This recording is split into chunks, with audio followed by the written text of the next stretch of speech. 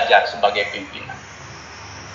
Belajar membaca, mengkaji, mentadabbur, mentafakur berbagai khasanah keislaman kita agar kita bisa menghadirkan harokat dunia yang dakwah dan tajdid lebih baik.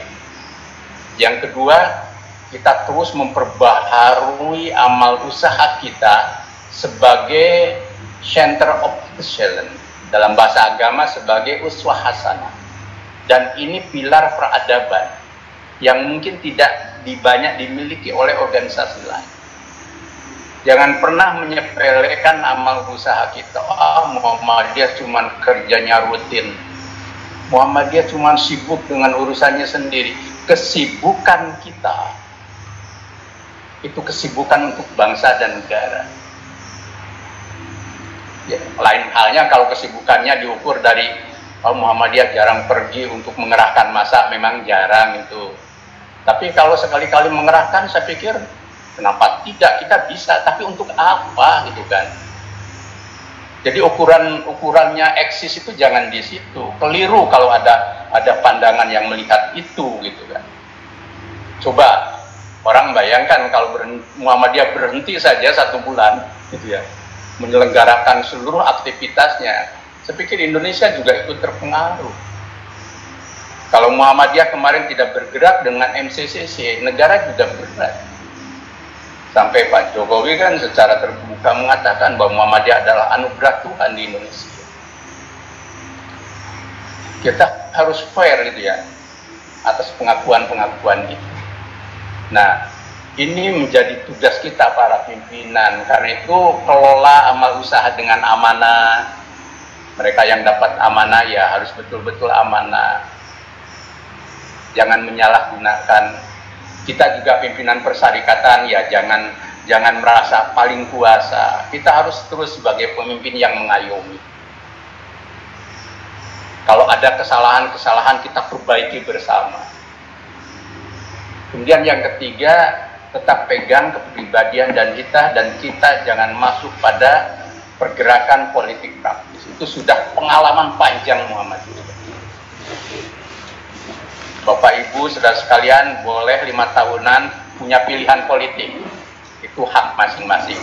Tapi begitu pemilu selesai sudah tutup buku, jangan dibawa lagi. Sekali kita membawa apalagi jadi pimpinan, terpengaruh Muhammadiyah. Ingat, kita ini bukan membawa karok sendiri. Ini harus menjadi marwah dan muruah. Jangan sampai karena 5 tahunan kita rusak persaudaraan, kita terkoyak sistem bergerakan berorganisasi, dan kemudian kita membawa beban-beban dendam politik yang kontraproduktif. Lalu kita menjadi dejet gitu ya bahasa Lampungnya.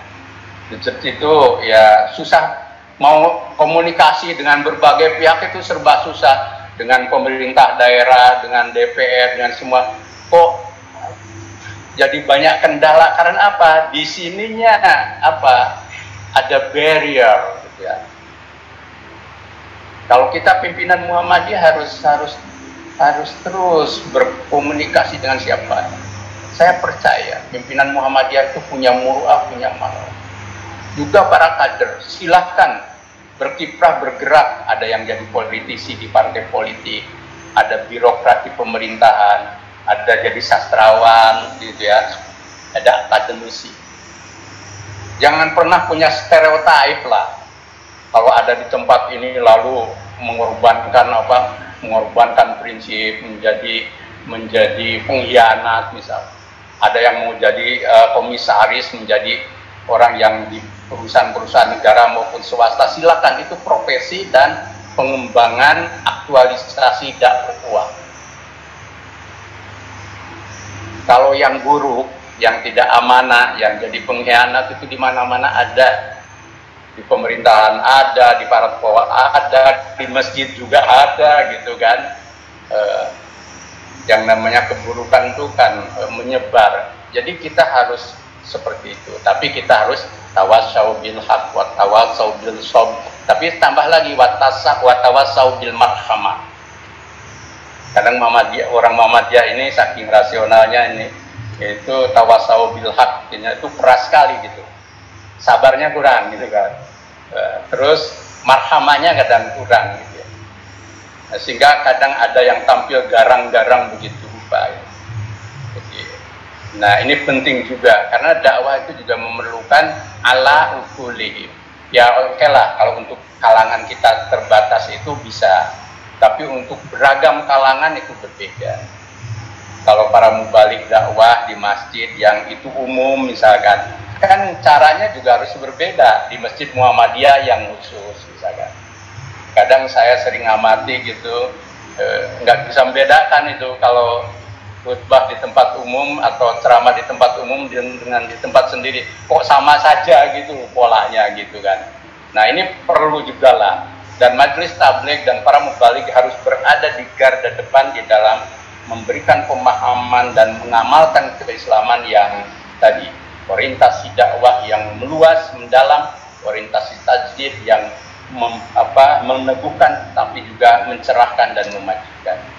Insya Allah ya, dengan semangat itu Muhammadiyah akan terus berkembang termasuk di Lampung tercinta ini. Terima kasih. Nasrun minallah wa fatun qarib. Wassalamualaikum warahmatullahi wabarakatuh. Waalaikumsalam.